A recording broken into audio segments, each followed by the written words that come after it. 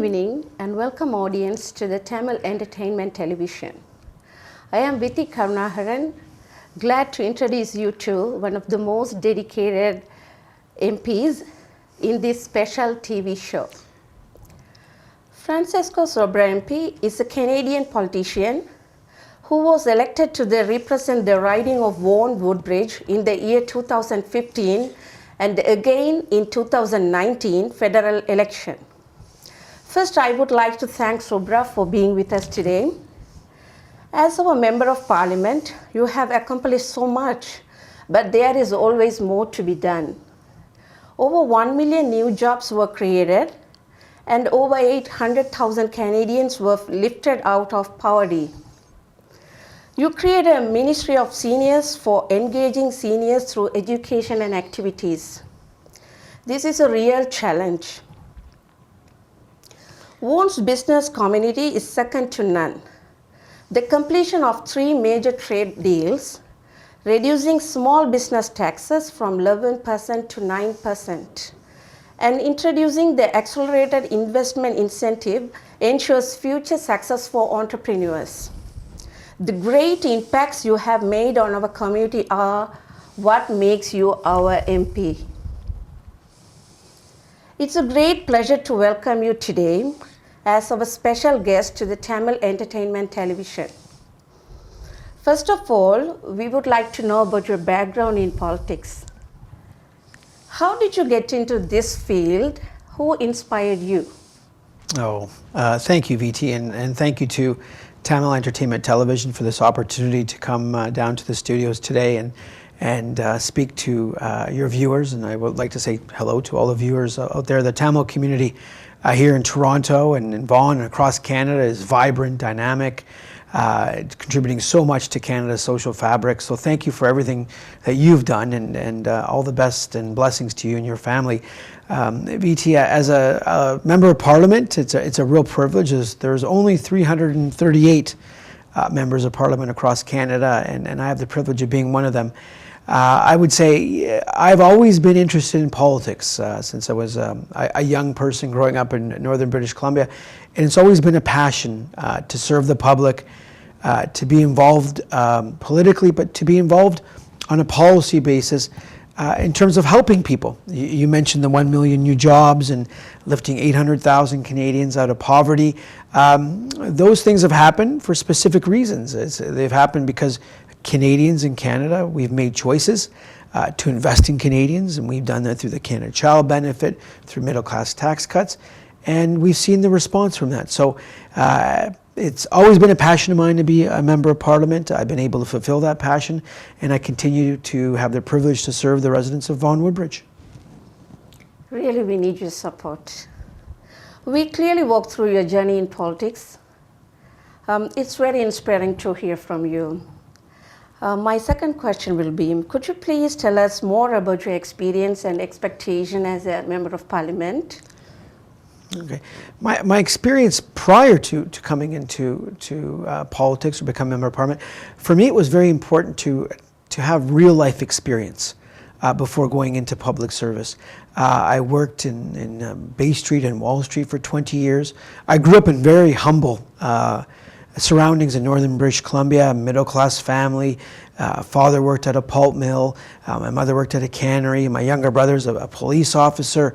Very, very humble beginnings and humble background. And I think that's important because when you get into politics and public service, it's important to always stay connected with the community. It's important to always stay connected with the residents and make sure you're listening to them.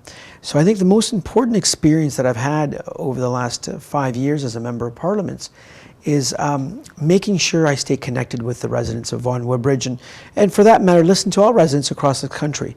And that's really important. So the experience has been tremendously positive, but also ensuring that I am the voice of the residents of Vaughan Woodbridge in Ottawa, that I carry their concerns, their issues back to Ottawa and make sure that that individuals there understand what people are thinking.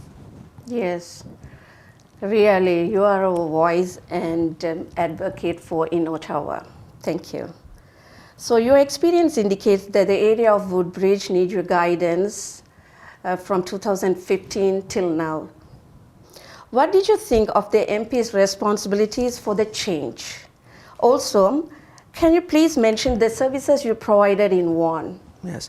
So for the residents in Vaughan, our office provides many day-to-day responsibilities and services, from everything from immigration, temporary visitors permit, to helping with issues of CRA, income tax, a number of passports. We can also notarize some documents, assist and just direct people where to get the proper information when you're applying for your old age security and your Canada pension when you turn 65 or potentially earlier. So our office helps literally dozens of individuals on a weekly, if not daily basis. We're there to serve the residents of Vaughan Woodbridge. And more importantly, and as important I should say, is that our government is there to continue to invest in Canadians, invest in the city of Vaughan, invest in my riding of Vaughan Woodbridge, infrastructure, transportation. You know, the traffic up in Woodbridge and across Toronto is quite intense, and we need to work with our other levels of government to ensure we're investing in alleviating that traffic, investing in families. I spoke about the Canada Child Benefit, something transformational, I know, to a lot of residents in my riding. $60 million a year, approximately, tax-free, goes to over 9,000 families in Vaughan Woodbridge. That is real tangible change and policies that have been put in place that benefit people and benefit families in my riding. Yeah, change is everywhere because human behavior also changing day to day. Absolutely. And I also live in Vaughan, so I know how much you work hard. You made a really change. You made a difference in uplifting standard of living in the Ontario province by helping families' cost of living in Vaughan. Yes. Which of the three proposed ways to improve citizen engagement with politics?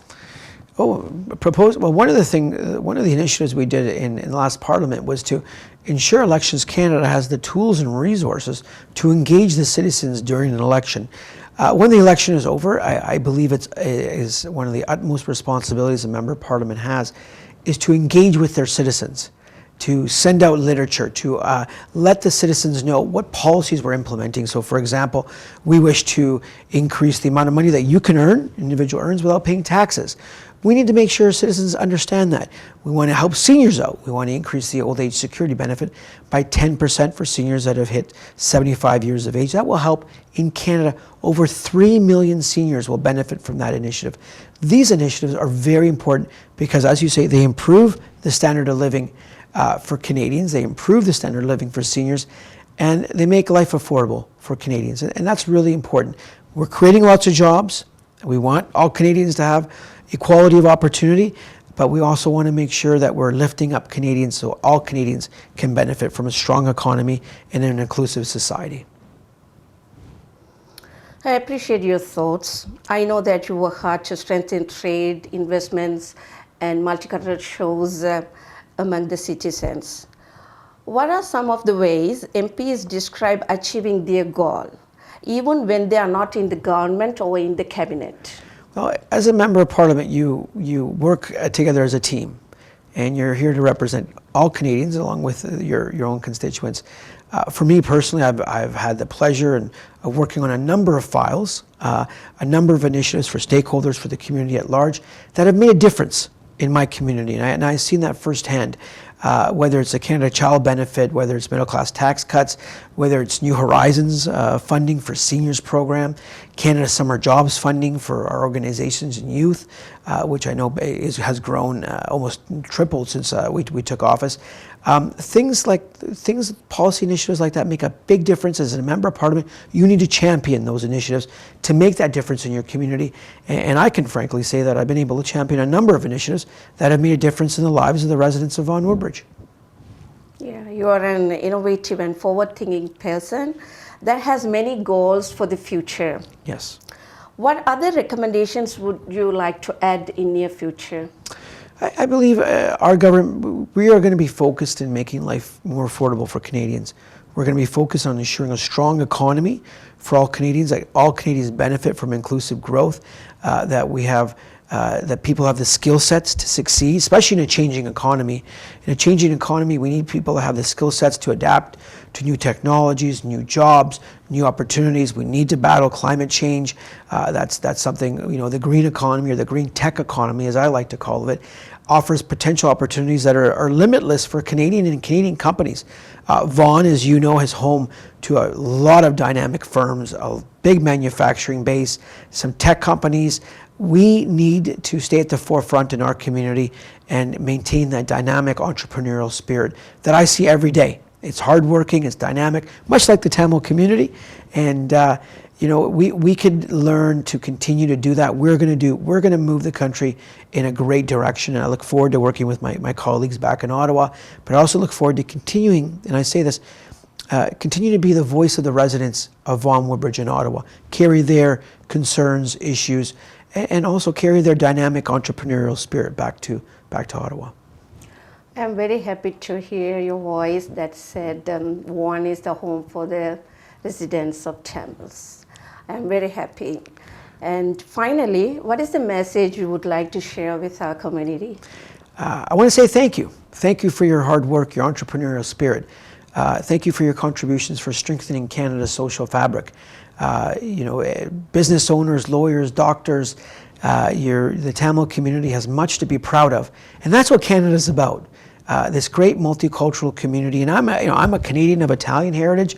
I know many Canadians of Tamil heritage who have made Canada home and are making a difference in their families' lives and their community lives.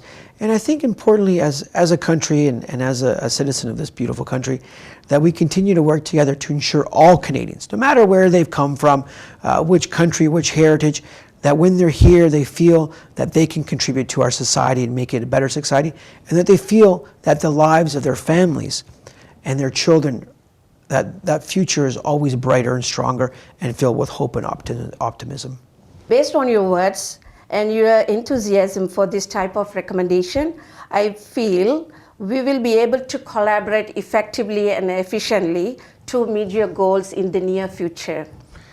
Thank you so much, Sorbara, for your informative answers. I hope that you also enjoy your beautiful moments with us today in this telecasting corporation. I would like to thank the CEO of this Tamil television, Mrs. Raji Arasratnam, for organizing this special event with TED team. Thank you very much, Sorbara, for this honor. Thank you so much. Thank you. Thank you to Tamil Entertainment Television for having me this afternoon. I wish all your viewers a wonderful day and all the best to you and your families.